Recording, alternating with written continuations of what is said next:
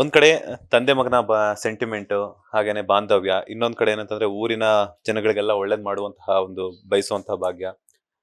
ಇಷ್ಟೆಲ್ಲ ಮಾಡುವಂತವ್ರು ಒಂದು ಸ್ಕೂಲ್ ಹುಡುಗಿನ ಮದುವೆ ಮಾಡ್ಕೋಬೇಕು ಅಂತಂದ್ರೆ ಒಂದಷ್ಟು ಯೋಚನೆ ಮಾಡೇ ಮಾಡ್ತಾರೆ. ಬಿಕಾಸ್ ನಾಳೆ ಅವರೇನೆ ಒಂದು ಪ್ರೋಮೋದಲ್ಲಿ ನಾವು ಅಬ್ಸರ್ವ್ ಮಾಡಿರೋ ಪ್ರಕಾರ ಅವರೇನೆ ಪೊಲೀಸ್ ಅವ್ರಿಗೂ ಕಾಲ್ ಮಾಡ್ತಾರೆ.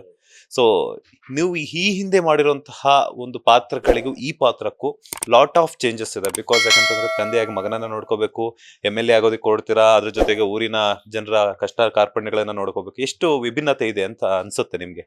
ಇದು ತುಂಬಾನೇ ಇದು ಇಲ್ಲಂದ್ರೆ ನಾವು ಸುಮ್ಮನೆ ಶಿವರಾಮೇಗೌಡ ಒಂದು ಪಾತ್ರ, ಒಂದು ಗೌಡ ಇಲ್ಲಿ ಅಥವಾ ಇವನೇನೋ ಒಂದು ದೊಡ್ಡ ವ್ಯಕ್ತಿ ಇವನು ಅನ್ನೋದಲ್ಲ.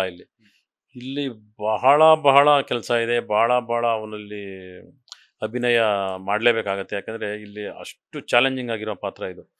ಇಲ್ಲೊಬ್ಬ ಶಿವರಾಮೇಗೌಡ ಒಂದೊಂದು ಸತಿ ಕೆಲವ್ರ ಮುಂದೆ ಕೆಟ್ಟವನು ಆಗ್ಬೋದು, ಮಗನ ದೃಷ್ಟಿಲಿ ಒಳ್ಳೆಯವನು ಆಗ್ಬೋದು. ಆಮೇಲೆ ಸೊಸೆ ವಿಷಯದಲ್ಲಿ ಅವಳು ಓದಬಾರ್ದು ಅಂದಾಗೂ ಅವನಲ್ಲಿ ಅಭಿನಯ ಬೇರೆಯೇ ಇರಬೇಕು. ಆಮೇಲೆ ಜೊತೇಲಿ ಮಗ ಮತ್ತು ಇವನ ಸೆಂಟಿಮೆಂಟ್ ಇದೆಯಲ್ಲ, ಅದು ಜನಕ್ಕೆ ಭಾಳ ಇಷ್ಟ ಆಗ್ಬಿಡುತ್ತೆ. ಮಗನ ಮತ್ತು ಇವ್ರ ಪ್ರೀತಿ, ಇವ್ರ ವಾತ್ಸಲ್ಯ, ಮಗನಿಗಾಗಲಿ ತಂದೆಗಾಗಲಿ ಇಂಥ ಮಗ ಬೇಕು ಅಂತ ಎಷ್ಟೋ ಜನ ಆಡಿಯನ್ಸ್ ಹೇಳ್ತಾರೆ, ಇಂಥ ಮಗ ಬೇಕು ಅಂತ, ಇಂಥ ತಂದೆ ಬೇಕು ಅಂತ ಎಷ್ಟೋ ಜನ ಹುಡುಗರು ನೋಡೋ ಅಂಥವ್ರು ಅಥವಾ ಎಷ್ಟೋ ಜನ ಹೆಣ್ಮಕ್ಳು ಇಂಥ ತಂದೆ ನನಗೆ ಬೇಕು ಅಂತ ಅಂತಾರೆ.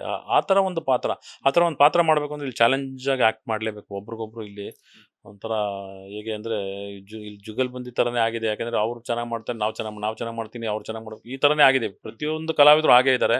ಆಮೇಲೆ ಇಲ್ಲಿ ಏನಂದರೆ ಓವರಾಲ್ ನಾವು ಮುದ್ದು ಸೊಸೆ ಒಂದು ಬೇರೆ ಲೆವೆಲ್ಗೆ ಆಗಬೇಕು. ಆಮೇಲೆ ಮುದ್ದು ಸೊಸೆ ಅಷ್ಟು ಚೆನ್ನಾಗಿ ಆಗುತ್ತೆ ಕೂಡ. ಯಾಕಂದರೆ ಇಲ್ಲೆಲ್ಲ ಆ ಥರ ಅನುಭವಿ ಕಲಾವಿದರು ಇದ್ದಾರೆ. ಜೊತೆಗೆ ಆ ಮಾತು, ಡೈಲಾಗ್ಸು, ಆಮೇಲೆ ಆ ಕಥೆಯಲ್ಲೇ ನೀವು ಪ್ರೋಮೋ ನೋಡ್ತಾನೆ ಒಂದು ಇಂಟ್ರೆಸ್ಟಿಂಗ್ ಆಗಿದೆ. ಏನು ಯಾವುದೋ ಸ್ಕೂಲ್ ಹುಡುಗಿಗೆ ಮದುವೆ ಮಾಡಿಬಿಡ್ತಾರೆ, ಯಾವುದೋ ಒಂದು ಇವನ್ಯಾಕೆ ಜೈಲ್ಗೆ ಹೋಗ್ತಾನೆ, ಇವನೇನು ವಿಲ್ಲನ್ನ, ಇವನು ಕೆಟ್ಟವನ, ಈ ಥರದ್ದೆಲ್ಲ ನಮಗೂ ಡೌಟ್ ಬಂದಿದೆ. ಯಾಕೆಂದ್ರೆ ನಮಗೂ ಸ್ಟಾರ್ಟಿಂಗ್ ಗೊತ್ತಿರಲ್ವ. ಮಾಡ್ತಾ ಪಾತ್ರ ಮಾಡ್ತಾ ನಮ್ಗೆ ಗೊತ್ತಾಗಿದೆ ಈಗ ಅದು ಬೇರೆಯೇ ಇದೆ. ತುಂಬ ಜನಕ್ಕೆ ಹತ್ರ ಆಗ್ತೀವಿ.